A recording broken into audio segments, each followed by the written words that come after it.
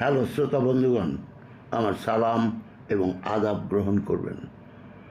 কামালের বিবিধ চ্যানেলের এবারের উপহার শান্তি বাহিনীর সাথে কয়দিন। এটি একটি সত্য ঘটনা। আর এই লেখনীটির লেখিকা বনানী বাবলি। ওনার সম্বন্ধে আমি বিশেষ কিছুই জানি না, জানার চেষ্টা করেছি এবং যতটুকু জানতে পেরেছি তিনি একজন প্রবাসী। আজকের পঠনটি এক পর্বেই সমাপ্ত হয়ে যাবে এবং এই পঠনটি অর্থাৎ এই লেখনীটি সম্পর্কে আপনাদের প্রথমেই জানিয়ে দিই, এটি সম্পূর্ণ অরাজনৈতিক এবং এটি অবশ্যই কোনো দাবি দেওয়া সম্পূর্ণ নয়। পার্বত্য চট্টগ্রামের উপরেই সেই বিষয় নিয়েই বলা হয়েছে এই কাহিনী। কাজেই শুরু করতে যাচ্ছি আজকের পঠন শান্তি বাহিনীর সাথে কয়দিন। লেখিকা বনানী বাবলি। আমার আজকের গল্পটা ঠিক গল্প নয়, তবে গল্প ভাবলে গল্প, আর যদি অপহরণ ভাবেন তাহলে অপহরণ। আবার রাঙামাটির গভীর জঙ্গলে শান্তি বাহিনীর আতিথেয়তা ভাবলে তাও ভাবতে পারেন আপনারা। বিষয়টি না হয় আপনাদের হাতেই ছেড়ে দিলাম। তা যাই হোক, গল্পের শুরু করি সেই দিনগুলো নিয়ে আমাদের সাথে। এখানকার নয়নাভিরাম প্রাকৃতিক সৌন্দর্য ছাড়াও আছে চিতমরম বৌদ্ধবিহার, পাবলাখালীর বন্য প্রাণী অভয়ারণ্য। সুন্দরবনের পরে এটাই দ্বিতীয় বৃহত্তম অভয়ারণ্য প্রাণীকুলের জন্য। শান্তিবাহিনী নামে পার্বত্য চট্টগ্রামে একটা ছোট্ট পাহাড়ি জনগোষ্ঠীর রাজনৈতিক সংগঠন ছিল। সেটা ছিল পার্বত্য চট্টগ্রাম জনসংহতি সমিতির একটি অঙ্গ সংগঠন। সাধারণ মানুষ এই সংগঠনের কথা জানতে পারে 1973 সালের 7 তারিখে, যখন আনুষ্ঠানিকভাবেই ঘোষণা দেওয়া হয়। আমার ছাত্র জীবনে যখন ভাড়া করা বড় বাস নিয়ে বিশ্ববিদ্যালয় থেকে রাঙামাটিতে বনভোজনে আসতাম, তখন সন্ধ্যা হওয়ার আগেই এই এলাকা থেকে বের হয়ে আসতে হতো পার্বত্য শহরের নিয়ম অনুসারে। এদের সম্পর্কে জানার আগ্রহ ছিল আমার, জানি না কি কারণে। তবে এই সংগঠনের পটভূমি তৈরি হয়েছিল ব্রিটিশ ঔপনিবেশিক ও পাকিস্তান আমলে। এরা নিজেদের জুমিয়া জাতি হিসাবে ঘোষণা দেয় তখন। পরবর্তীতে বাংলাদেশ স্বাধীন হওয়ার পর যখন সংবিধানের মূল নীতিতে তাদের আবেদন খারিজ করা হয়, তখন অসন্তোষ আরও ছড়িয়ে যায় এই পার্বত্য অঞ্চলে। কারণ তারা তো বাঙালি জাতীয়তাবাদের আওতায় নয়, সঙ্গত কারণে। যখন কাপ্তাই হাইড্রো ইলেকট্রিক প্রজেক্ট তৈরি হয় 1960 সালে, তখন পাহাড়ি অঞ্চলের অধিবাসীরা প্রচুর ক্ষতিগ্রস্তের সম্মুখীন হয়। তাছাড়া বাঙালিদের এই অঞ্চলে বসতি স্থাপন, জোর করে তাদেরকে ধর্মান্তরিত করে বিয়ে করা, তাদের জুম চাষের জমি কেড়ে নেওয়া, এইসব অত্যাচারের ধারাবাহিকতায় 1972 সালে আত্মপ্রকাশ করে সেই সমিতি। শান্তি বাহিনীরা চেয়েছিল একটা স্বায়ত্তশাসিত অঞ্চল হবে এই পার্বত্য চট্টগ্রামে। খাগড়াছড়ি জেলার দিঘিনালা উপজেলার দুর্গম অরণ্যে এদের সদর দপ্তর ছিল। আমরা আজকে গল্পটা শান্তি বাহিনীর দাবি নিয়ে করছি না, কিংবা ওরা যে নির্যাতিত হয়েছিল সেটা নিয়েও নয়।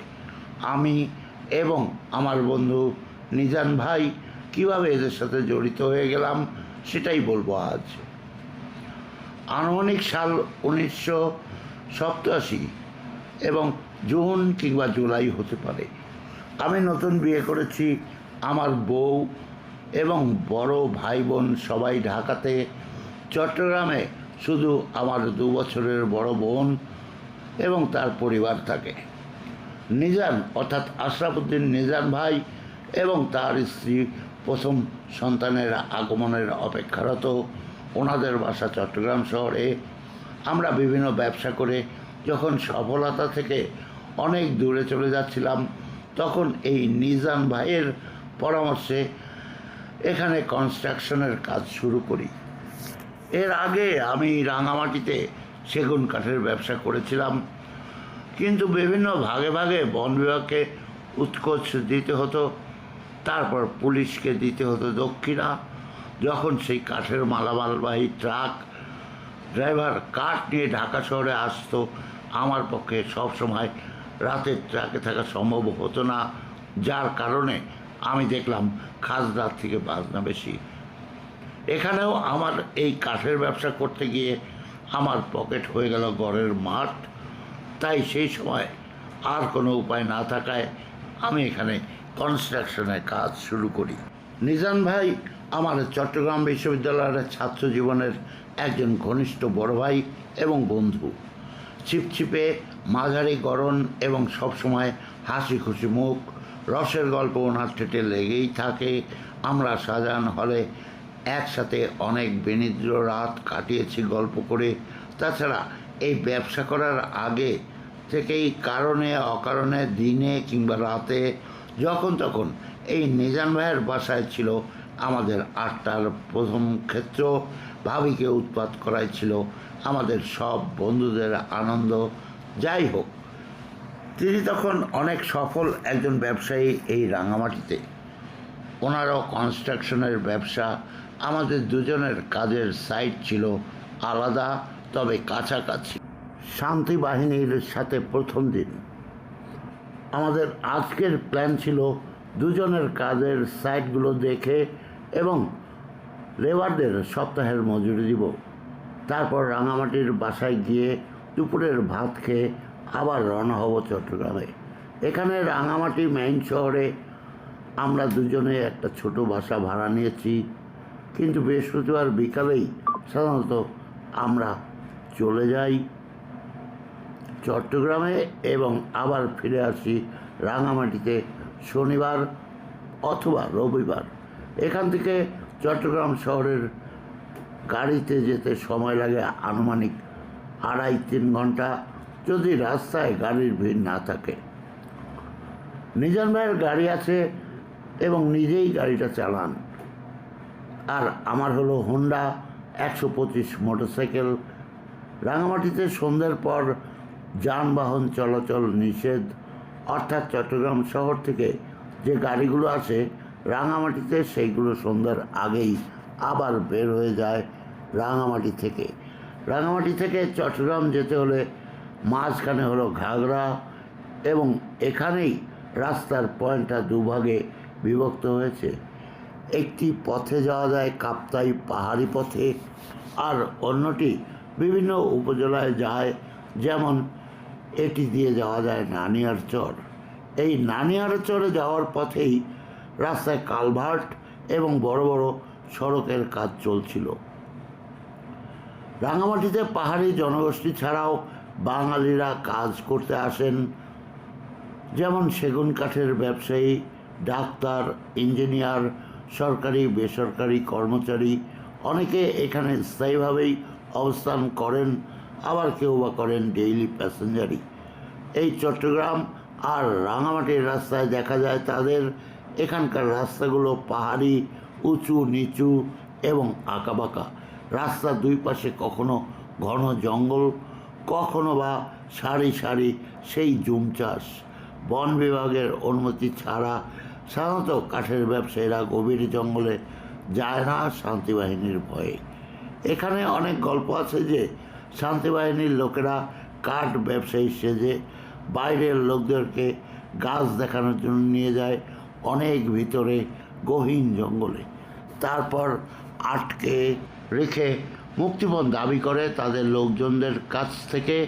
পরে আভ্যন্তরীণ নেগোসিয়েশনে হয় টাকার অঙ্ক নিয়ে, যেটা সংবাদপত্র বা মিডিয়াতে কখনোই আসে না। যেহেতু আমরা আজকে লেবারদের মজুরি দিতে যাচ্ছি, তাই আমরা ভাবলাম নিজাম ভাইয়ের গাড়ি না নিয়ে আমার মোটরসাইকেল নিয়েই যাই। আমি চালাচ্ছি আর নিজাম ভাই আমার পেছনে বসে। প্রতিদিনের মতো আজও যাচ্ছি সাইটে আমরা দুজনে। রাস্তায় এখানে তেমন কোনো ট্রাফিক জ্যাম নেই বললেই চলে। এগুলো পাহাড়ি খালি রাস্তা, এখানে কদাচিৎ গাড়ি দেখা যায়। এইবার আমরা রাঙামাটি মেইন রাস্তা থেকে ঢুকে যাচ্ছি সাব রোডে। কাছেই একটা সুন্দর সাদা টলটলে জলের হ্রদ রয়েছে এখানে, আর ওপারেই হলো নানিয়ার চর, স্থানীয় ভাষায় নান্নার চর। এখান থেকে কাছেই হলো আর্মি পাহারা ক্যাম্প পোস্ট, যার মাচার উপর থেকে নজর রাখে চারিদিকে এলাকা এবং রাস্তাগুলোকে। এই আর্মি পোস্টটা আমার এবং নিজান ভাইয়ের দুটো সাইটের মধ্যেখানে অবস্থিত। যাই হোক, আমরা এসে পৌঁছালাম নিজান ভাইয়ের কনস্ট্রাকশন সাইটে। এসে দেখলাম কাজ শুরু করে দিয়েছে এই সকালেই। সবাই ব্যস্ত ইট, পাথর, বালি এবং সুরকি নিয়ে। নিজাম ভাইয়ের সাইটের লোকদের বললেন, আমরা একটু এক্ষুনি ঘুরে এসে তারপর তোমাদের মজুরিটা দিয়ে দেবো, কাজ করো ভালো মতো। নিজাম ভাইয়ের নিয়ে আমি 15 মিনিটের মতো চলে আসলাম আমার সাইটে। আমি মোটরসাইকেলটা স্টার্ট করে একটু জাম্প করে ঢালুতে নেমে আস্তে আস্তে বললাম নিজান ভাইকে, কাজটা একটু দেখে নিই, কী বলেন নিজান ভাই? শুনলাম পেছন থেকে নিজান ভাইরা বলেন, ঠিক আছে নাজমুল, দেখে নাও। আমার সাইটে মিস্ত্রিরা এখনও এসে পৌঁছায়নি। আজকে আবার এখানে আসতে হবে ওদের মজুরি দেওয়ার জন্য। ওদের কাজ দেখেই বুঝলাম এখনও পিচের কাজ শুরু করতে ওরা পারবে না, অর্ধেক কাজও এগিয়ে নিতে পারেনি ওরা। মনের দুঃখে হন্ডাতে উঠে বসলাম, আবার নিজান ভাইয়ের সাইটে চলে আসলাম। নিজান ভাই মিস্ত্রিদের টাকা পয়সা বুঝিয়ে দিয়ে বিদায় নিলেন ওদের থেকে। আমরা দুজনে মোটরসাইকেলের যাত্রা শুরু করলাম রাঙামাটির বাসার দিকে। এই যাত্রার 5 মিনিটের মধ্যে চলে আসলো পাহাড়ি উঁচু নিচু রাস্তা। পুলিশ ফাঁড়িটা এখান থেকে মাত্র 300 মিটারের মধ্যে। এইবার ঢালু দিয়ে রাস্তার উপরে দিকে উঠছি এবং মোটরসাইকেলের গতি মাত্র 20 কিলোমিটার। হঠাৎ আমি দেখলাম রাস্তার উঁচুতে যেই দিকে উঠছি 20 হাতখানেক দূরত্বের মধ্যে 4 জন লোক আমাদের গতিরোধ করে দাঁড়িয়েছে। মাঝখানে দুজনের হাতে বন্দুক তাক করা আমাদের দিকে এবং পাশের দুজনের হাতে লাঠি। এই মুহূর্তে ভয়াবহ ঘটনাটা 500 মিটার দূরে নিজান ভাইয়ের মিস্ত্রিরা দেখতে পাচ্ছে। মিস্ত্রিরা এই অবস্থা দেখার সাথে সাথেই চিৎকার শুরু করে দিল নিচ থেকে, যেখানে কনস্ট্রাকশনের কাজ হচ্ছে সেদিক থেকে। তখন উপর থেকে বন্দুকধারীরা ওদের দিকে বন্দুক তাক করতেই ওরা সব একজন এক দিকে দৌড়ে পালিয়ে গেল মুহূর্তেই। আমি মোটরসাইকেলটা একটু সাইড করে দাঁড় করিয়ে সাহস করে জিজ্ঞেস করলাম, তোমাদের কি হয়েছে? একজন বন্দুকধারী বলল চট্টগ্রামের ভাষায়, আগে চলো তারপর কথা। আমি আমার মোটরসাইকেলটা একটু সোজা করতে চাইলাম, কারণ এইটার উপর আমার খুব মায়া। মাত্র কয়েকদিন হয় আমি এটা কিনেছি। আমি মোটরসাইকেলে হাত দেওয়ার সাথে সাথে ওদের সাথে একটু আমার ধাক্কাধাক্কি হলো এবং এতে আমার মোটরসাইকেলটা নিচ থেকে ঢালুতে নেমে গেল গড়িয়ে।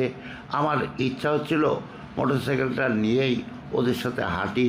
তখন বন্দুকধারী 1 নম্বর বন্দুকধারী বলল চট্টগ্রামের ভাষায়, এখন যদি আর্মি দেখে তাই তোয়ারে পড়লাম মায়ের হারামু, চল হাঁটো। দেখি মিজান ভাইও সুবোধ বালকের মতো আমার পেছনে হাঁটছে। সামনে পিছনে 2 বন্দুকধারী আর আমাদের দুজনের মাঝখানে 2 লাঠিয়াল বন্দুকধারী। আমাদেরকে ক্রমাগত অতি দ্রুত হাঁটার জন্য তাড়া দিচ্ছিল। এখন হালকা জঙ্গলের মধ্যে দিয়েই যাচ্ছি। প্রায় একইভাবে 10 মিনিট হাঁটার পর বন্দুকধারী আমাদের দৌড়াতে বলল। এখন দৌড়াচ্ছি জঙ্গলের মধ্য দিয়ে, আশেপাশে সব বুনো লতাপাতা, বড় বড় নাম না জানা সব গাছ। যেখানে হাঁটার কোনো রাস্তা নেই সেখানে লাঠিয়াল হঠাৎ কোমর থেকে বড় একটা দা বের করলো এবং সেই লম্বা শানিত বাঁকা দা দিয়ে জঙ্গল কেটে পথের সৃষ্টি করছে। ওর কোমরে যে দা লুকানো ছিল এতক্ষণ আমি খেয়াল করিনি। আমি সাধারণত ধূমপান করি না, কিন্তু মাথা থেকে ভয় আর উত্তেজনা পরিহারের জন্য দৌড়ের গতি ঠিক রেখে দৌড়াতেই নিজান ভাইকে বললাম, নিজান ভাই একটা সিগারেট দেন। নিজান ভাই আমাকে ধমক দিয়ে বলল, দূর মিয়া, সিগারেট চাইবার আর সময় পাইল না। ততক্ষণে বন্দুকধারী এক আমাদের দৌড়ের সাথেই সঙ্গতি রেখে কথা বলল, কথা ন, দৌড়ো দৌড়ো, মানে দৌড়াতে বলল। তার সাথে সাথে দৌড়াতে থাকলাম। আমরা দুটো লাইন ধরে পেছনে, বলা যায় এই রকম ঠিক বাঘের তারা খাওয়ার মতোই দৌড়াচ্ছি। এইবার ওরা ওদের পাহারার ধরন পরিবর্তন করলো। দৌড়াতে দৌড়াতেই সামনের লাঠিয়াল এক, তারপরে আমি, আমার পেছনে বন্দুকধারী দুই, তারপরে নিজান ভাইয়ের পেছনে বন্দুকধারী এক, তারপরে লাঠিয়াল দুই। কিছুই বুঝতে পারছি না, কথাও বলা যাচ্ছে না। এইভাবে প্রায় 1 ঘন্টা দৌড়ের পর এবার পাহাড়ের উপর দিকে ওঠা শুরু করলাম। আমরা সবাই, আশেপাশে শুধুই জঙ্গল। এই পর্যন্ত কোনো মানুষ বা জনবসতি দেখতেই পেলাম না। চারিদিকে অদ্ভুত নিস্তব্ধতা, যেন এখানকার প্রাণী এবং প্রকৃতি নীরবেই আমাদের পর্যবেক্ষণ করছে। জঙ্গলের একটু হালকা হলে দূরে পাহাড়ের গায়ে কিছু সারি সারি আনারসের বাগান দেখতে পেলাম।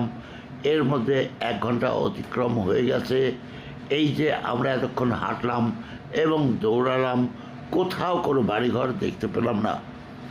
যাই হোক, পাহাড়ি পথে উপরেই চলে গেলাম ওদের পিছু পিছু। অদূরে একটা ছাউনি দেওয়া ঘর দেখা গেল। এবার ঘরের কাছে চলে গেলাম। ভিতরে শুধু একটা বড় ঢেকি, আর কিছুই নেই এখানে। ইশারায় আমাদের এখানে বসতে বলল, ওই ঢেকিটার উপরেই। আমরা দুজন পাশাপাশি বসে গেলাম। ধপ করে পায়ে অসম্ভব ব্যথা হচ্ছে। আমরা তখন মনে করছি এখানেই মাটিতে শুয়ে পড়ি। আর আমার দীর্ঘদিনের ব্যাক পেইন আছে, কথা বলা নিষেধ। তাই আমি আর নিজান ভাই শুধু চোখে চোখে কথা বলছি। বন্দুকধারী দুজন আমাদেরকে দরজায় দাঁড়িয়ে পাহারায় ছিল এবং বাইরে কাদের সাথে যেন ওদের নিজের ভাষায় কথা বলছিল। আর যে 2 জন লাঠিয়াল ছিল, ওরা কোথায় যেন চলে গেল। প্রায় 15 মিনিট আমরা এখানে বসে রইলাম অনিশ্চিত ভবিষ্যতের দুয়ারে। জানি না কি হতে যাচ্ছে। কিছুক্ষণ পর ওই 2 লাঠিয়াল হাতে করে ডাব কাটতে কাটতে ঘরে ঢুকলো এবং আমাদের দিকে তা বাড়িয়ে দিল। এই মুহূর্তে বুভুক্ষের মতো ডাবের পানিটা শেষ করে ফেললাম দুজনে। একটা মরুভূমি যেন শুষে নিল একটা ঝর্ণার ছোট্ট জলপ্রপাতের ধারাকে। ওরা কিছু ডাব ঘরের কোণার দিকে রেখে দিল। আমি ভাবলাম এইগুলো দিয়ে আমাদের আপ্যায়ন করা হবে, হয়তোবা আমাদের যখন মেরে ফেলবে তখন। আমরা অনুমানে বুঝলাম যে 4 জন আমাদের এখানে ধরে নিয়ে আসলো। তাদের মধ্যে বন্দুকধারী এক হলো এদের দলপতি। ও যখন কথা বলে তখন অন্য 3 জন চুপ করে শুনে। নিজান ভাই হঠাৎ সেই দলপতিকে উদ্দেশ্য করে করুণ সুরে বলে উঠলেন, ভাই, 50,000 টাকা দিয়ে আমাদের ছেড়ে দাও। দলপতি চকিতেই উত্তর দিল, আরে কইয়া কোনো লাভ নাই, আর লিডারে কইব। আবার যাত্রা শুরু হলো ওদের আদেশে।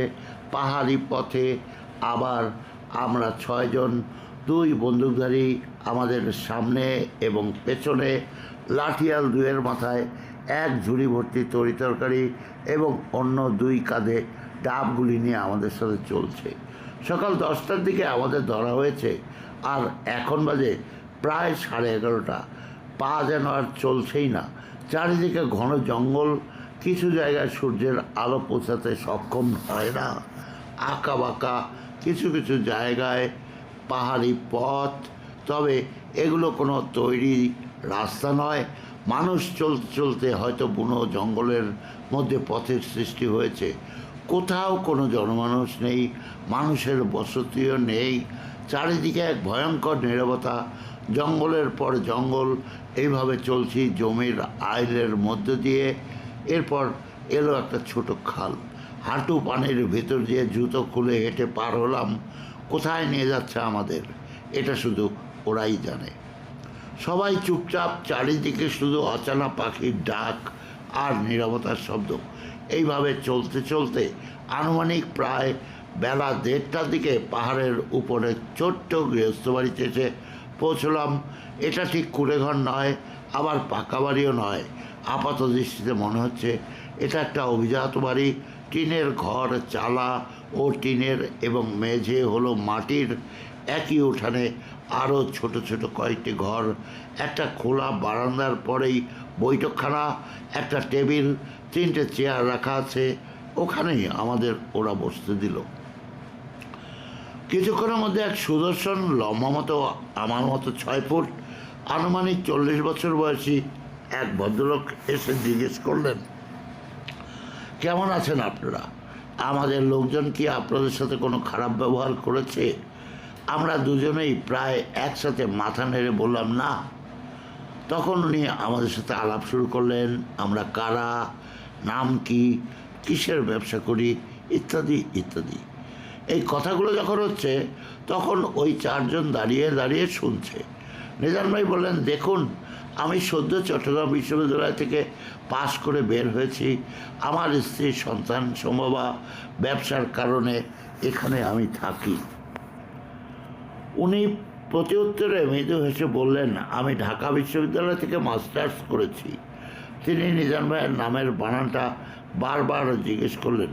পরে আমরা জানতে পেরেছি নিজাম নামধারী এক ঠিকাদার বেশ কিছুদিন আগে পাহাড়ি নারী ঘটিত ঘটনার সাথে জড়িত ছিল এবং তাকে এখন খোঁজা হচ্ছে।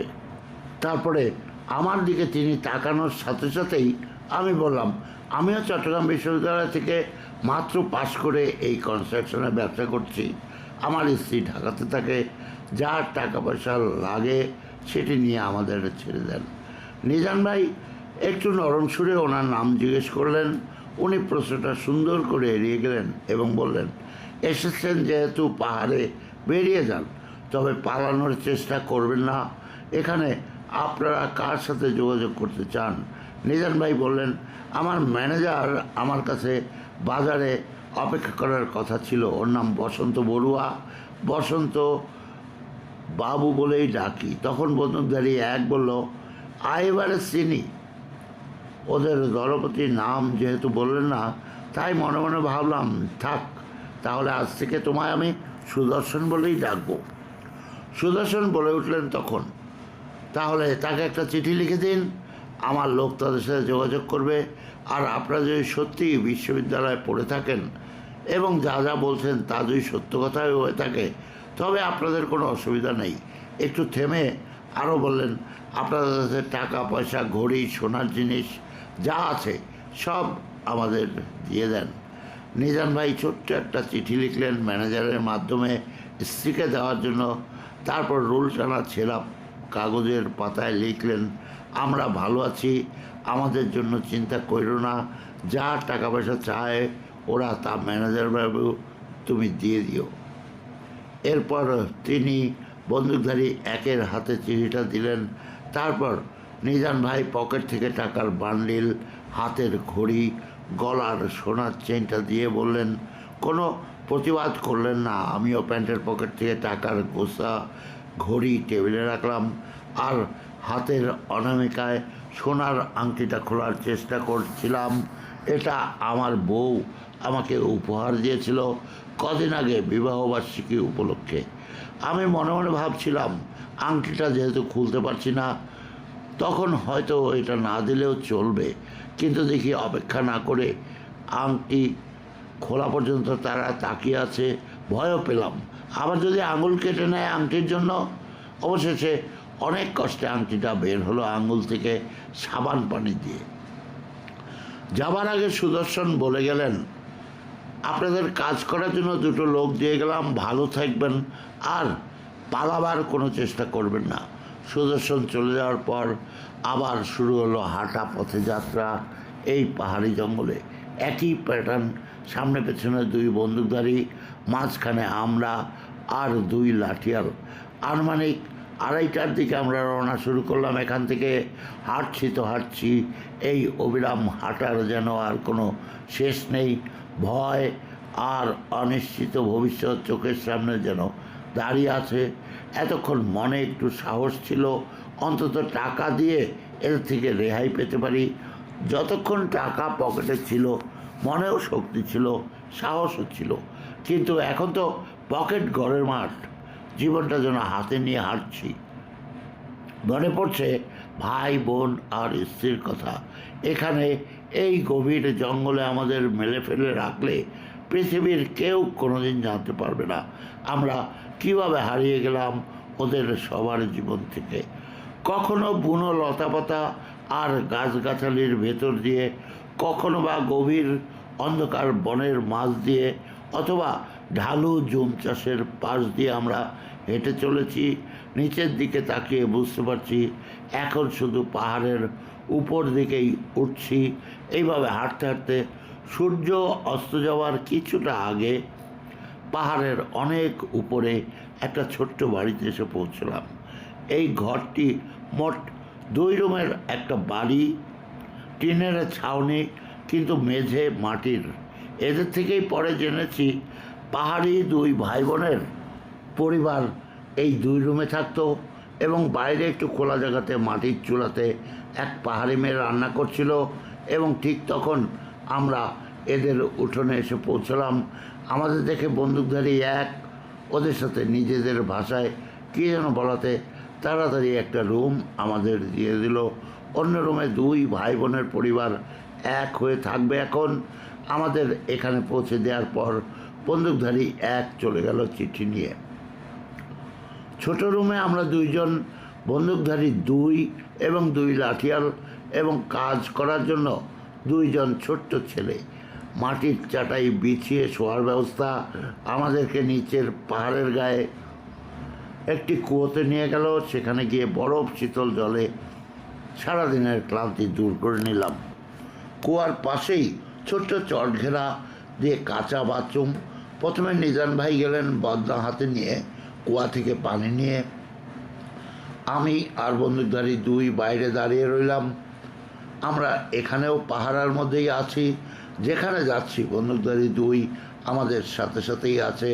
পাহাড়ি এলোমেলো পথে সারি সারি সব লতাপাতা, বেত ফুলের গাছ, এবং আরও নাম না জানা গুল্মে ভরা পথের মাঝেই আবার উঠে এলাম পাহাড়ের অনেক উপরে। এ যেন অন্য এক পৃথিবী। এই পার্বত্য এলাকা যে এত নয়নকাড়া সৌন্দর্যে পরিপূর্ণ, তাতে আমরা অভিভূত হয়ে গেলাম। ক্ষণিকের জন্য আমরা রওনা হয়ে গেলাম। আমরা হয়ে গেলাম আনমনা। এর মধ্যেই ছোট্ট ছেলেটা রান্না শেষ করে ফেললো কোনো এক জাদুতে, জানি না। ইলিশ মাছ ভাজা, পাহাড়ি মেটে আলু, বরবটি দিয়ে তরকারি, ডাল, কাঁচা লঙ্কা, কী যেন একটা শাক দিয়ে গরম গরম ভাত দিল খেতে সাদা টিনের থালাতে। সারাদিনের টেনশনে খিদা অনুভব করি না, কিন্তু সুগন্ধি গরম ভাতের ঘ্রাণ পাওয়ার সাথে সাথেই পেটটা যেন বিদ্রোহ করে উঠল।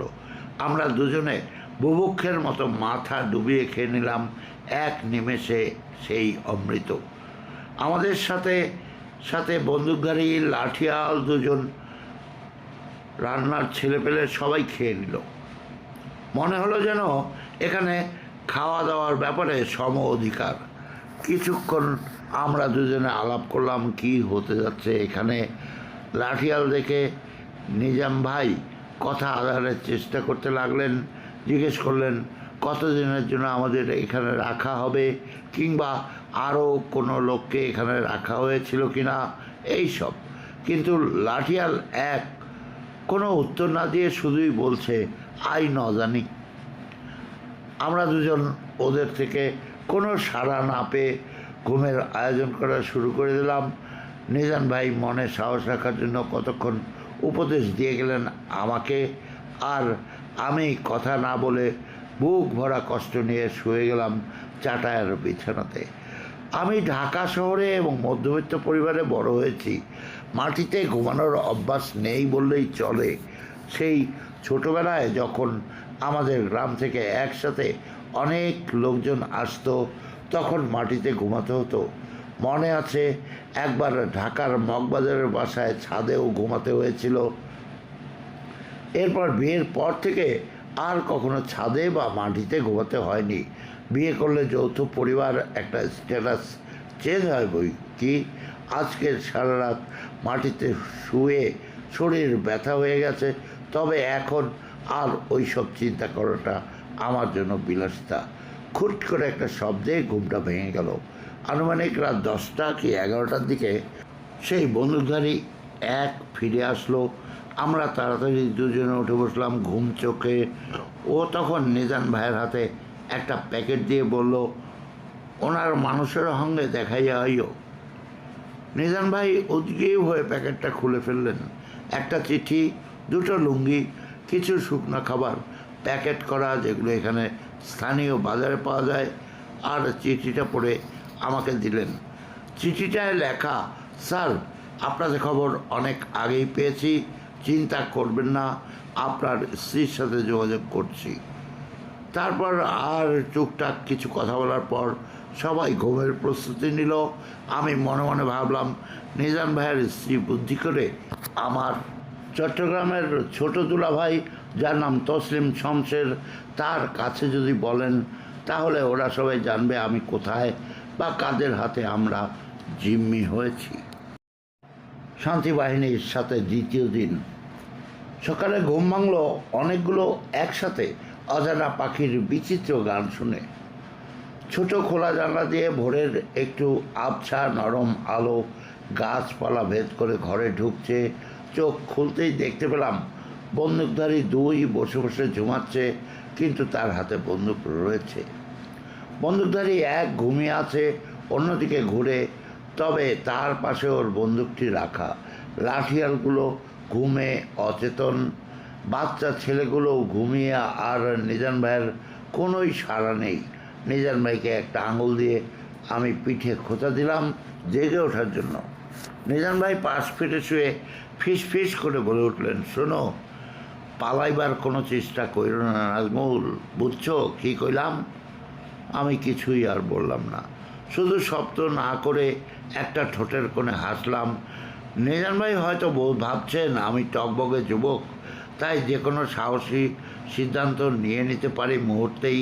যাই হোক, সকালে নাস্তা দিল আমাদের গরম ধোয়া ওঠা ধবধবে তুষার সাদা চিকন চালের ভাত, ডিম আর সবজি।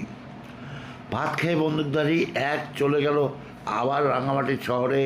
আমরা ধীরে ধীরে বন্দুকধারী দুই আর লাঠিয়ালদের সাথে আলাপ করার চেষ্টা করতে লাগলাম। দুপুরে ছেলেটা আমাদের সবাইকে মুরগির মাংস, ডাল আর সবজি দিয়ে ভাত খেতে দিল। রান্না বেশ ঝাল আর সুস্বাদুও বটে।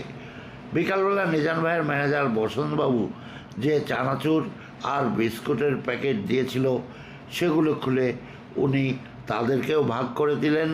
অতি সহজেই নিজান ভাই তার সহজাত আন্তরিকতা দিয়ে এদের কাছে নেওয়ার চেষ্টা করে যাচ্ছেন, আর তিনি বারবার আমাকে সতর্ক করে দিচ্ছেন যেন পালানোর চেষ্টা না করি।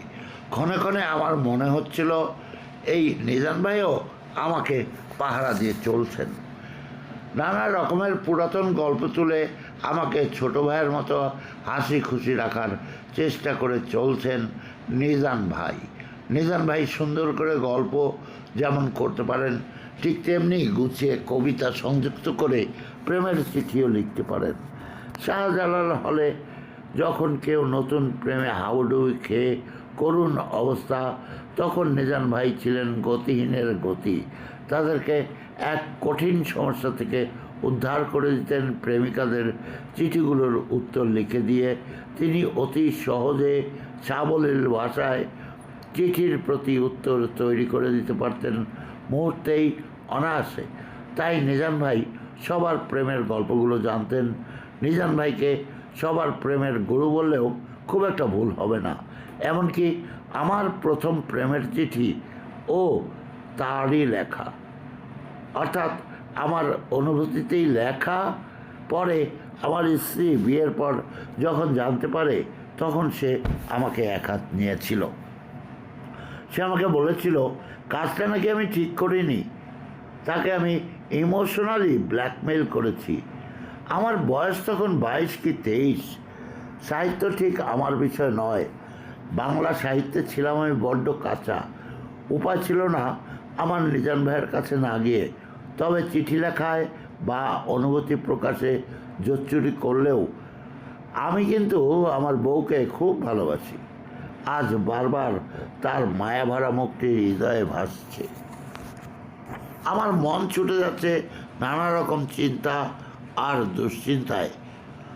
একে তো লেবারদের মজুরি দিতে পারলাম না আজকে, কাজও ওরা কবে শেষ করতে পারবে তার এখন কোনো নিশ্চয়তা নেই। আমার নতুন ব্যবসা, এর আগে এখানে সেগুন কাঠের ব্যবসা করেছিলাম এই রাঙামাটিতে, কিন্তু তেমন একটা ভালো করতে পারিনি। অনেক ক্যাশ পয়সা নষ্ট হয়ে গেছে এই ব্যবসা করতে গিয়ে, যেটা আমার বউ ছাড়া ভাই বোনেরা কেউই জানে না। তার মাঝে এই শান্তিবাহিনী কত টাকা দাবি করবে তার তো কোনো ঠিক নেই। মনে হচ্ছে যেন মরার উপর খাড়ার ঘা, সারাদিন অপেক্ষা আর অপেক্ষা। কখন যে কী খবর আসে, কখন যে কি হয়, রাতে ঝিঝি পোকার গানে কখন ঘুমটা চলে এসেছে তা জানতে পারিনি। বাইরের দিকে তাকালাম, এখন বিকালবেলা। বেলা শেষের সোনা রোদ গাছের চাকায় চাকায় হলুদ আবির ছড়িয়ে যাচ্ছে। গরমের তীব্র দাহ এখানে যেন প্রবেশ নিষেধ। এই কুসুম কোমল তাপ মনে হয় যেন এই পাহাড়িদের আদর করে, জানায় প্রতিদিন। তাদের অর্ধ উলঙ্গ শিশুরা এই রোদ গায়ে মেখে সূর্যরশ্মির এতটুকু তাপ শুষে নেয় খেলার ছলে। আমরা বসে আছি গাছের নিচে, এই আলো ছায়া রোদের উঠানে। এর মধ্যে রান্নার সেই ছোট্ট ছেলেটা নাপ্পি দিয়ে আনারস মেখে তাতে একটু লেবুর রস দিয়ে আমাদের কলার পাতায় খেতে দিল। আহ, এই মিঠে গরমে এটা অমৃত মনে হচ্ছিল। হঠাৎ দেখি বন্দুকধারী এক ছুটতে ছুটতে আসছে, তারপর হাঁপাতে হাঁপাতেই বলল, ওনারার কথা পুরা রাঙামাটিতে ছড়াই গিয়ে 3 দিনের লাই ব্যাগ গাড়ি ঘোড়া বন্ধ।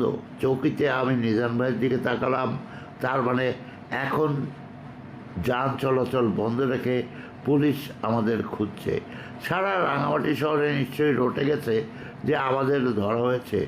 উঠানে দাঁড়িয়ে বন্দুকধারী 1, 2 এবং 2 লাঠিয়াল তাদের নিজেদের ভাষায় কী যেন আলোচনা করতে লাগলো। অনেকক্ষণ যাবৎ কিছুই বুঝলাম না কি হচ্ছে এই আলোচনায়, তবে মনে হচ্ছে তারা অনেক বেশি চিন্তিত। ওরা ঘটনার কোনো দিকে মোড় নিচ্ছে বা নিতে পারে, তাই নিয়ে ওদের নিজেদের মধ্যে আরও শক্তিশালী নেটওয়ার্ক গড়ে তুলছে। শান্তিবাহিনীর সাথে তৃতীয় দিন। ভোরের নির্মেঘ আকাশ ধীরে ধীরে প্রখর রৌদ্র বেলাকে বয়ে নিয়ে যাচ্ছে। এখন শুধু নিরন্তর প্রতীক্ষার পালা। সময় যেন আর কাটে না। টেনশনের জন্য এখানকার অপরূপ প্রাকৃতিক সৌন্দর্য উপভোগ করতে পারছি না। এখন গ্রীষ্মকাল হওয়া সত্ত্বেও টিনের ঘরে একটু গরমও অনুভব করছি না। এই গাছপালা দিয়ে ঢেকে রাখা হয়েছে এই ঘরটিকে। সবসময় একটা মৃদু মিষ্টু বাতাস যেন পরম মমতায় গায়ে স্নেহের পরশ দিয়ে চলছে।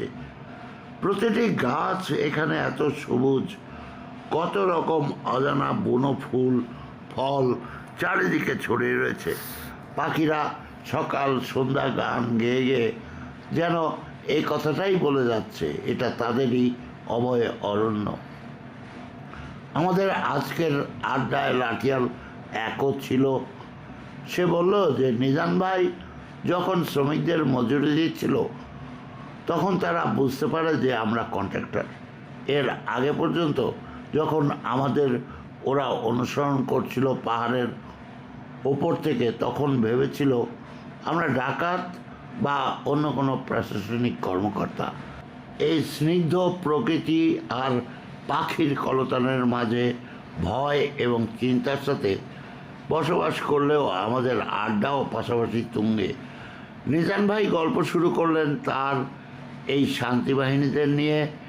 এই পাহাড়ি এলাকাতে আরও অনেক শান্তিবাহিনীর লোকজন কিংবা পরিবার আসা শুরু হলো আমাদের দেখতে। আমার মাঝে মাঝে ইচ্ছা হতো শান্তিবাহিনীর ওই লোকজনদের বাড়িঘর পরিবার পরিজন নিয়ে কিভাবে তারা থাকে তা দেখতে।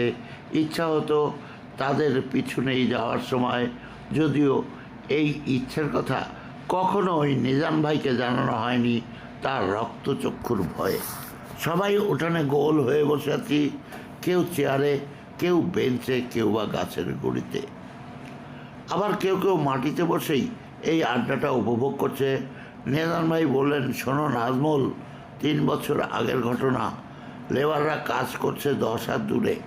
একদিন আমাদের মতো এক কন্ট্রাক্টর সাইডের পাশে, যেখানে 10-15 জন লেবার কাজ করছে পাহাড়ের কোল ঘেঁষে, সেখানে তিনি একটু দূরে জঙ্গল ঘেঁষে দাঁড়িয়ে প্রকৃতির ডাকে সাড়া দিচ্ছিলেন এবং একটু ভাবছিলেন কাজগুলো নিয়ে। তখন ছোট্ট একটা বাচ্চা ছেলে এসে তাকে বলল, স্যার উপর দিকে দেখেন। সেই ভদ্রলোক পাহাড়ের উপর দিকে তাকালেন এবং দেখলেন 2 জন বন্দুকধারী তার দিকে বন্দুক নিশানা করে ইঙ্গিত দিচ্ছে ছেলেটিকে অনুসরণ করে জঙ্গলে ঢুকে যেতে। চারিদিকে শ্রমিকরা কাজ করছে, অথচ সেই কন্ট্রাক্টরের আর কিছুই সেই মুহূর্তে করার ছিল না। তাই শান্তি বাহিনীর নির্দেশ মতো জঙ্গলে ঢুকে গেলেন তিনি। এইভাবে শান্তি বাহিনীর কাছে আত্মসমর্পণ করেন। সেই দিন তারা সারা রাঙামাটিতে কারফিউ ছিল, পুলিশ আর আর্মি নেমে যায়। তখন সবগুলি পথে জায়গাতে খোঁজার জন্য মানুষের মুখে মুখে ছড়িয়ে যায় সেই কথা। তাই কোনো বিদেশি অনুমতি ছাড়া এই শহরে আসতে পারে না শান্তি বাহিনীর উপদ্রবের কারণে। বিকেলবেলা আসা শান্তি বাহিনীর লোকজন চলে যাওয়ার পর আমি বললাম নিজাম ভাইকে, এইবার কি হইতে পারে আপনি মনে করেন? নিজাম ভাই আমার দিকে ভাবলেশীনভাবে তাকিয়ে রইলেন চুপচাপ, আর আমি তখন নিশ্চুপ। শান্তি বাহিনীর সাথে 4র্থ দিন একে একে এখানে আমাদের দেখতে আসা শুরু করলো শান্তি বাহিনীর পরিবারেরা, এবং আমি অনুমান করছি এরা শান্তি বাহিনীর লোকজনই হবে। না হয় এই নির্জন গভীর জঙ্গলের পরিবেশে সাধারণ মানুষের প্রবেশাধিকার তো থাকা সম্ভব নয়। নিজাম ভাই এই লোকজনদেরকে নানা রকম কারিশমা দেখিয়ে ওদের মন জয় করা শুরু করে দিলেন।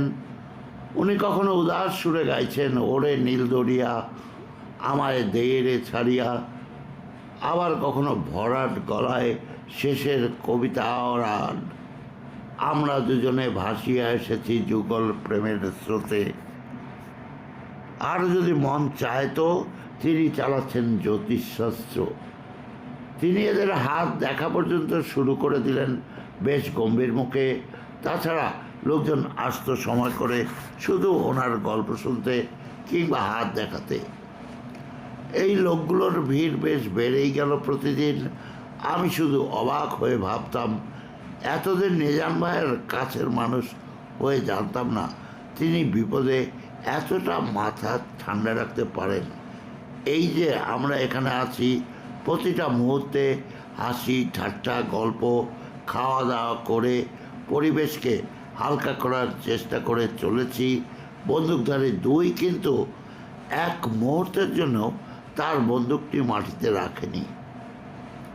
বন্দুক তার এক হাতে সবসময় ধরা, এমনকি শুধু খাবারের সময় নয়, ঘুমাবার সময় বন্দুক এক হাতে ধরা তার বুকের কাছে।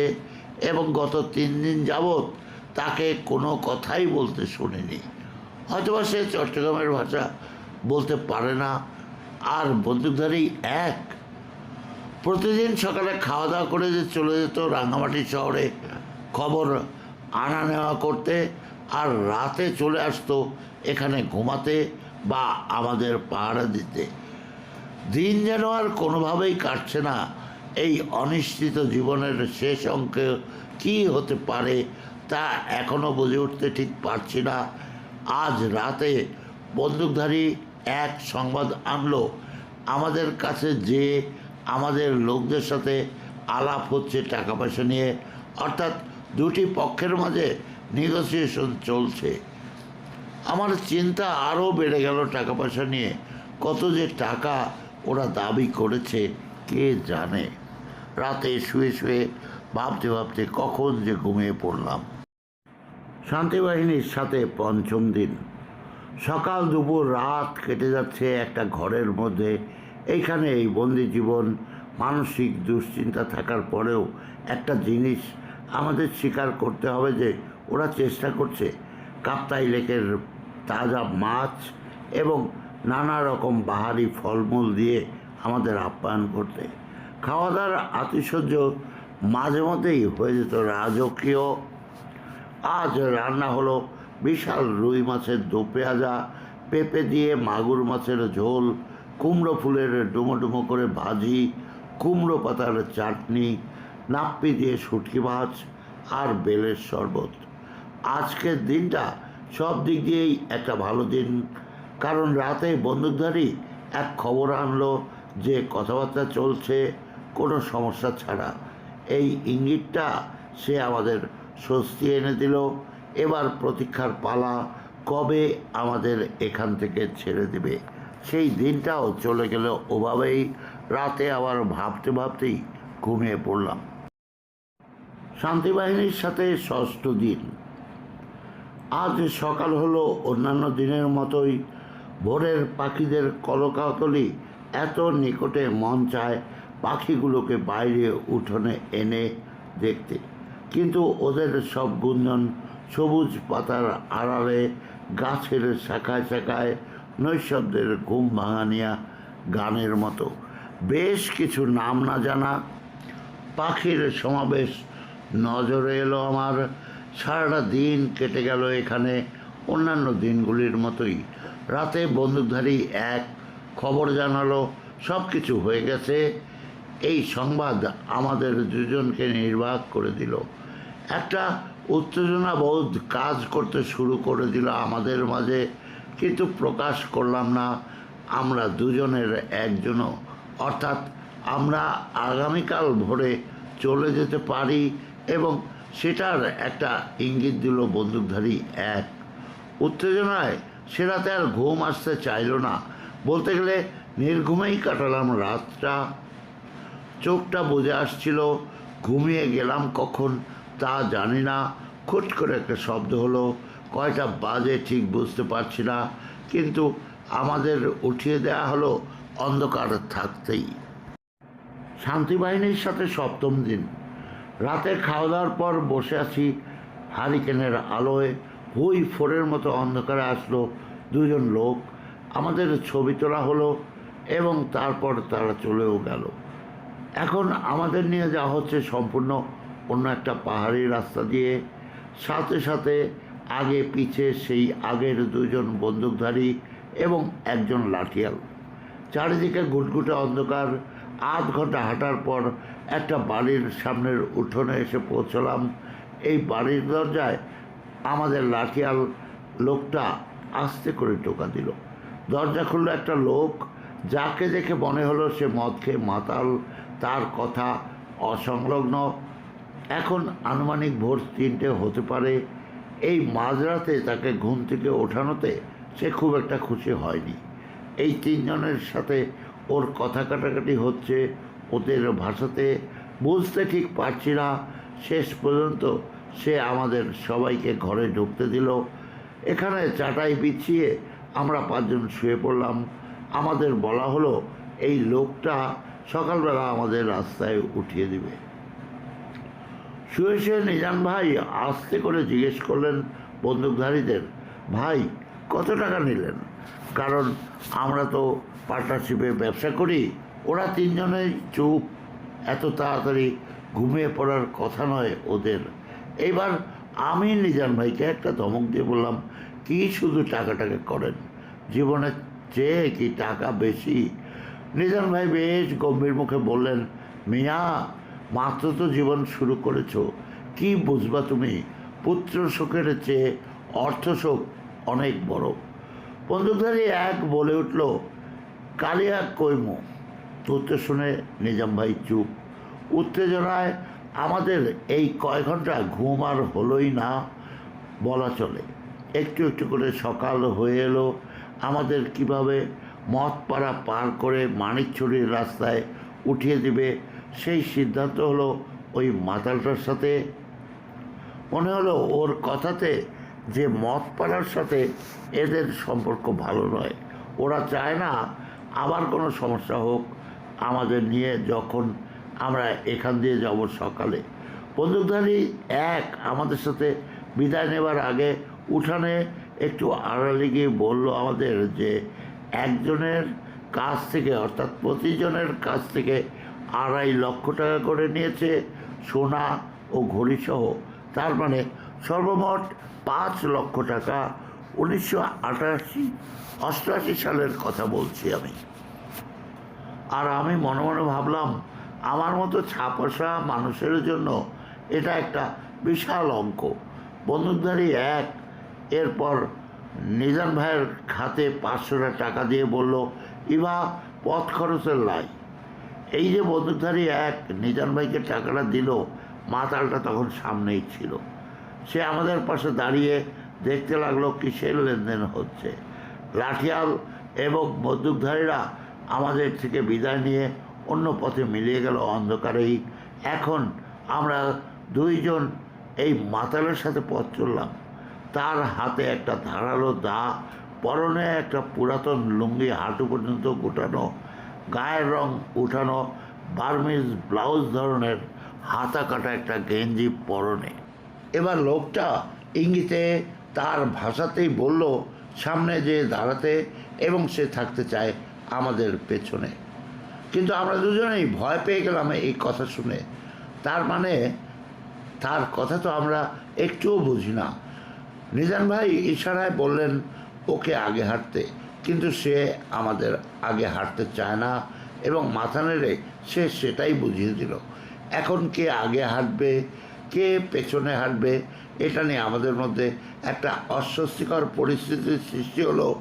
শেষে আমি একটা রাস্তার পাশে জঙ্গল থেকে গাছের লাঠি ভেঙে লাঠি বানিয়ে হাতে নিলাম, যদি দরকার হয় ওর মাথায় একটা আঘাত যেন দিতে পারি।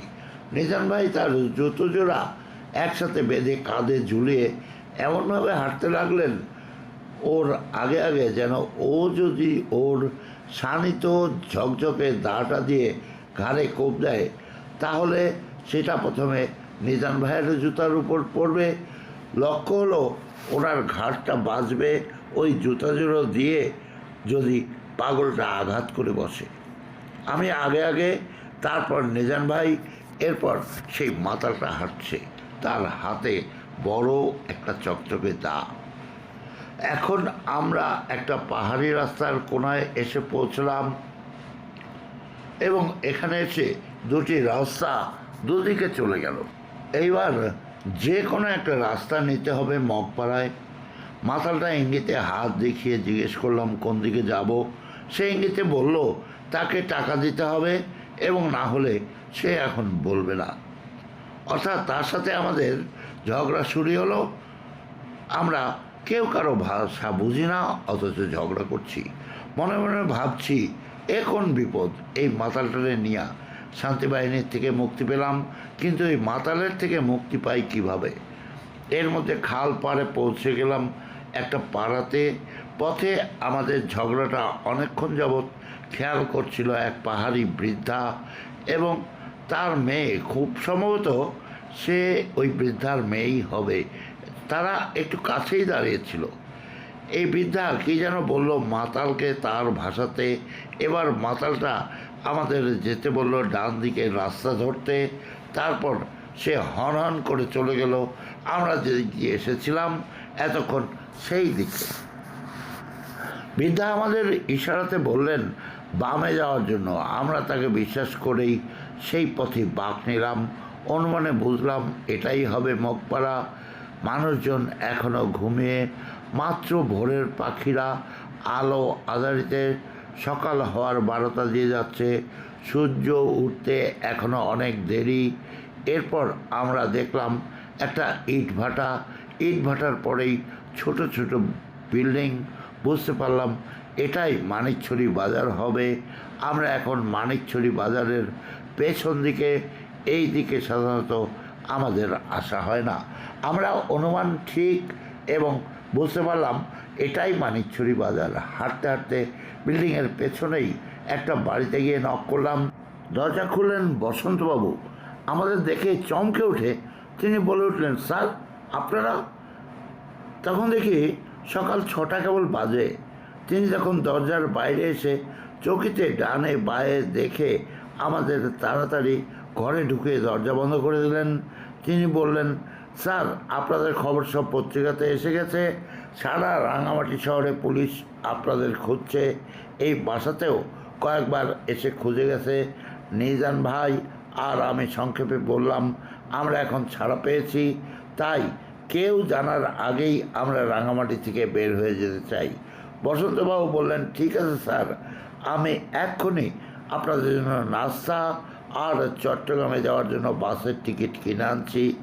কথা বলতে বলতে হঠাৎ করেই দেখতে পেলাম দুজনের পায়ের থেকে রক্ত ঝরছে। আমার প্যান্টটা একটু উপরে তুলে দেখলাম ডান পায়ের গোড়ালিতে যোগ রক্ত চুষে ঢোল হয়ে আছে। ঠিক একই অবস্থা নিজান ভাইয়ের এবং দু পায়ে রক্ত চোষা যোগ। তাড়াতাড়ি করে বাথরুমে গিয়ে দেখলাম আমার গায়ে একটা নয় 5-7টা যোগ মনের সুখে রক্ত খেয়ে চলছে। মাতালটার সাথে ঝগড়া করতে করতে যখন আমরা কাক ডাকা ভোরের আলো আধারিতে ছোট্ট খালটা পার হচ্ছিলাম, তখনই সম্ভবত এ সমস্ত যোগ আমাদের গায়ে উঠে এসেছে। আধ ঘন্টা পেরোলো কি পেরোলো না, বসন্তবাবুর টিকিট আর পরোটা সাথে ভাজির নাস্তা নিয়ে ফিরে আসলেন এবং বললেন বাস ড্রাইভার যেন এই সামনের স্টপেজে থামে সে ব্যবস্থাও করে এসেছেন। বাস ছাড়বে সকাল 9টায়। ওখান থেকে কয়েক ঘন্টা পরেই আমরা বাসার কাছেই বাজারে চলে এলাম বাসে ওঠার জন্য। বাস চলছে, দেখি কিছুক্ষণ পর পর পুলিশের চেক চলছে বাসে। পুলিশ বাসে উঠলেই আমরা মুখ ঘুরিয়ে রাখি এবং ঘুমের ভান করি মুখ ঢেকে। সিদ্ধান্ত নিলাম কোনোভাবেই পুলিশের কাছে যাব না রিপোর্ট করতে। সারা পথ চুপচাপ ভাবতে ভাবতে চলে এলাম চট্টগ্রামে। পথে আর কোনো সমস্যা হলো না। উঠলাম এক ঘনিষ্ঠ বন্ধুর বাসায়, কারণ বাসায় যাওয়া নিরাপদ মনে হলো না ওই পুলিশের কারণে। ওই বন্ধুর বাসাতেই দেখি কাকতালীয়ভাবে নিজান ভাইয়ের স্ত্রী বসে আছে সেখানে। নিজান ভাই তার বউকে জড়িয়ে ধরে কান্নায় ভাসিয়ে দিলেন। আমি তখন ভাবছি এতদিন তিনি এই সাহসী ভাব রেখেছিলেন হয়তো আমাকে মানসিকভাবে স্থির রাখার জন্য। সিদ্ধান্ত হলো এখানে পরিস্থিতি ঠান্ডা না হওয়া পর্যন্ত আমরা পুলিশের কাছে রিপোর্ট করতে যাব না, কারণ এখন পুলিশের কাছে গেলে তাদের সাথে আবার জঙ্গলে যেতে হবে। সেই পথে আমাদের ধরে নিয়ে যাওয়া হয়েছিল। আমরা দুজনেই মানসিক ও শারীরিকভাবে বিপর্যস্ত। এখন বন্ধুর কাছে অনুরোধ রাখা হলো আমরা যে ছাড়া পেয়েছি সে যেন কাউকে জানতে না পারে। সেদিনে আমি চলে এলাম আমার চট্টগ্রামের হালি শহরে ছোটো বোনের বাসায়, আর নিজান ভাই চলে গেলেন তার বাসাতে। আমি বোনের বাসাতে এসে দেখি ঢাকা থেকে আমার বড় ভাবি সেজু দুলাভাই এসে বসে আছেন দুশ্চিন্তা নিয়ে, কারণ আমার ছোটো বোনের জামাই মুক্তিপণের টাকা দেওয়ার পরও কেন কোনো খবর আসে নাই এটা নিয়ে চিন্তিত বাসার সবাই। তাই সেটা জানতে ঢাকা থেকে আজ চট্টগ্রামে এসেছেন সেজদা এবং বড় ভাবি। এদিকে আমাকে নিয়ে যে এত কাণ্ড হয়ে যাচ্ছে তা কিন্তু আমার বউ জানেই না। আমার বড় বোন ও ভাইরা সবাই মিলে সিদ্ধান্ত নিয়েছে যে এই ঘটনা বা দুর্ঘটনার কথা কোনোভাবেই তাকে জানানো হবে না, কেননা ও শুনলে ভীষণভাবেই কান্নাকাটি শুরু করে দিয়ে কী যে করবে তার কোনো ঠিক নেই। তা যাই হোক, আমরা 15 দিন পরে আমি আর নিজান ভাই গেলাম রাঙামাটি পুলিশ হেড অফিসে আমার মোটরসাইকেলের খোঁজ নিতে। তারপর তারা আমাদের পেয়ে তাদের নথিপত্র খুলে চেহারা মিলিয়ে কোথায় আমাদের ধরা হলো, কোথায় নিয়ে গেল, কোন পথে নিয়ে গেল ইত্যাদি ইত্যাদি জিজ্ঞেস করতে করতে মুখ দিয়ে ফেনা উঠে যাওয়ার অবস্থা করে ফেললো। তারপর আমাকে একটা রিকুইজিশন দেওয়া হলো সেই পুলিশ ফাঁড়ির অফিসের, যেটা ছিল আমাদের দুজনের কাজের সাইটের কাছে।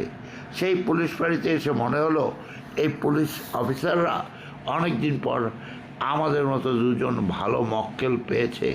অনেককে খোঁজ গল্প শুরু করে দিলেন। এই পুলিশ অফিসাররা আমাদের সাথে গল্প করছেন।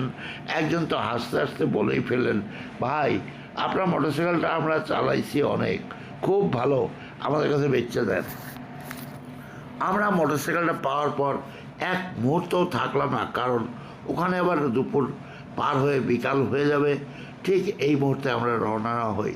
বসন্তবাবুকে সব বুঝিয়ে দিয়ে আমরা মোটামুটি চলে যাওয়ার জন্য তৈরি হয়ে নিলাম। আর আরও কিছু টুকটাক কাজ সেরে রাঙামাটি থেকে বের হয়ে গেলাম। নিজান ভাই তার গাড়িতে আর আমি আমার প্রিয় মোটরসাইকেলে উঠে বসলাম চট্টগ্রামের পথে। আমার দিন শেষ হলো এই রাঙামাটি শহরে।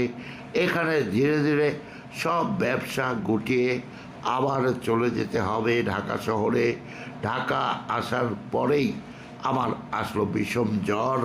সারা শরীর কাঁপতে কাঁপতে বাসায় পৌঁছে গেলাম। কোনো রকমে রক্ত পরীক্ষা করে ডাক্তার গম্ভীর মুখে জানালেন ম্যালেরিয়া। রাঙামাটি জঙ্গলের পথে মশাগুলো ছিল মাছির চেয়েও বড় এবং সেগুলি হুল ফুটাতো যখন তখন। আমাদেরকে নতুন অতিথি পেয়ে এবং খবর পেলাম একই সময় নিজান ভাইও অসুস্থ হয়েছে। যা বলছিলাম, আমাদেরকে নতুন অতিথি পেয়ে তারা সমানে হুল ফুটিয়েছিল। আমরা দুজনেই আবার ঘরে বসে গেলাম। একটা কিছু করে জীবনটাকে গুছিয়ে নিতে পারছি না। ভাগ্য যেন কিছুতেই সহায় হচ্ছে না। এরপর আমি কাজ শুরু করলাম রংপুরে তিস্তা ব্যারেজে। সেখানে 2 বছর কনস্ট্রাকশনের কাজটা ভালোই লাগলো, কিন্তু আমি গেলাম পিছিয়ে। প্রচণ্ড ব্যথা নিয়ে রংপুরের কাজ শেষ করে ঢাকাতে এসেই ডাক্তারের কাছে যেতে হলো। তারপর লোয়ার ব্যাক ডিস্কের সার্জারিতে বিছানায় শুয়ে রইলাম 2 বছর। নিজাম ভাই তখন এবং বর্তমানে একজন সফল ব্যবসায়ী। শুধু তাই নয়, তিনি পরপর 2 বার নিজ এলাকা থেকে এমপি নির্বাচিত হয়েছেন তদানীন্তন সরকারের সময়ে। আর আমি ভাগ্য অন্বেষণে সপরিবারে চললাম বিদেশ পথে, দিলাম বিদেশে পাড়ি।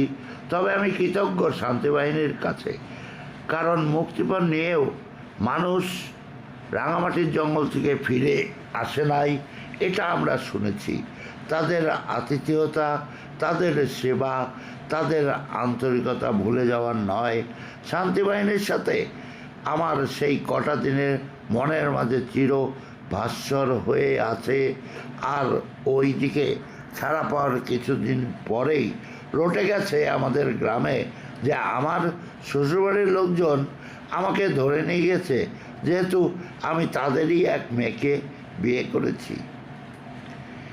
এমনি এক রটনা শুনে কপালে হাত রেখে শুধু ভেবেছি মানুষের চিন্তাশক্তি কত দূরে এবং গভীরে যেতে পারে। এই সুদূর প্রবাসে বসেও আমি মাঝে মাঝে হারিয়ে যাই সেই সুদূরে শান্তি বাহিনীর সাথে, সেই আমার 7টি দিনের কথা ভেবে। হ্যাঁ, একটি কথা বলতেই হবে, তারা আমাদের সাথে অতিথির মতো ব্যবহার করেছিল। ধন্যবাদ। হ্যাঁ বন্ধুগণ, শেষ হয়ে গেল শান্তি বাহিনীর সাথে কয়দিন। লেখিকা বনানী বাবলি। আগামী রবিবার পেতে যাচ্ছেন লীলা সুন্দর সমরেশ মজুমদারের উপন্যাসের 5ম পর্ব।